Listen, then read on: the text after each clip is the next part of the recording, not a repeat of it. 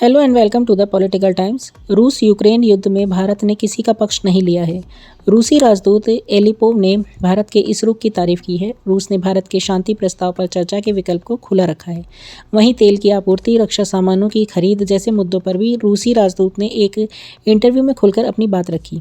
आगे बढ़ने से पहले आपसे उम्मीद है कि आप वीडियो को लाइक करेंगे और चैनल को सब्सक्राइब करेंगे। एलिपोव ने CNN न्यूज़ 18 को दिए गए इंटरव्यू में कहा कि अगर भारत शांति प्रस्ताव रखता है तो रूस उस पर विचार करेगा। रूसी राष्ट्रपति व्लादिमीर पुतिन ने भी कहा कि हम सभी गंभीर प्रस्तावों के लिए तैयार हैं, लेकिन सभी प्रपोजल को संघर्ष के मूल कारण का समाधान करना चाहिए।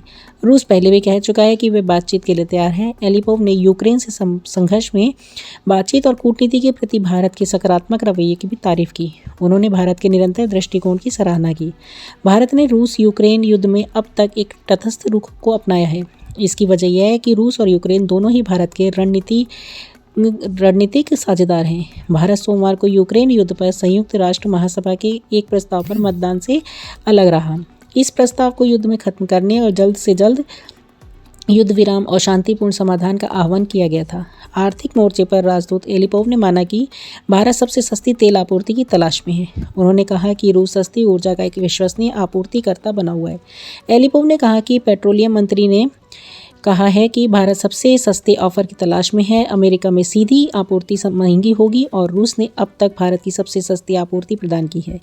एक वैश्विक थिंक टैंक के मुताबिक दुनिया का तीसरा सबसे बड़ा तेल उपभोक्ता और आयातक देश भारत ने यूक्रेन पर रूस के आक्रमण के तीसरे वर्ष में रूस से €49 बिलियन का कच्चा तेल खरीदा है। भारत ने रूस से तेल खरीदने के अपने फैसले का बचाव किया है।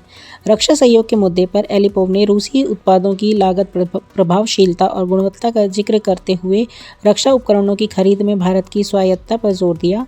उन्होंने मेक इन इंडिया कार्यक्रम के माध्यम से घरेलू विनिर्माण पर भारत के फोकस को भी स्वीकार किया।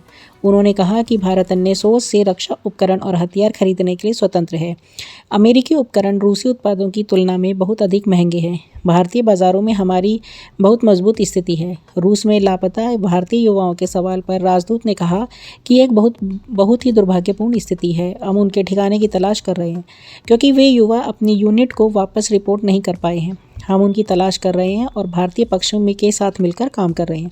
पिछले महीने विदेश मंत्रालय ने कहा था कि रूस ने उन्हें सूचित किया है कि 16 भारतीय जो रूसी सेना से सेवारत थे लापता हैं। पुतिन के भारत दौरे की पुष्टि जल्द फाइनल होगा शेड्यूल। MEA ने यह भी कहा है कि रूसी सेना के साथ काम करने वाले 12 भारतीय अब तक मारे जा चुके हैं। राजदूत एलिपोव ने रूसी राष्ट्रपति पुतिन द्वारा भारत के दौरे के निमंत्रण को स्वीकार करने की भी पुष्टि की।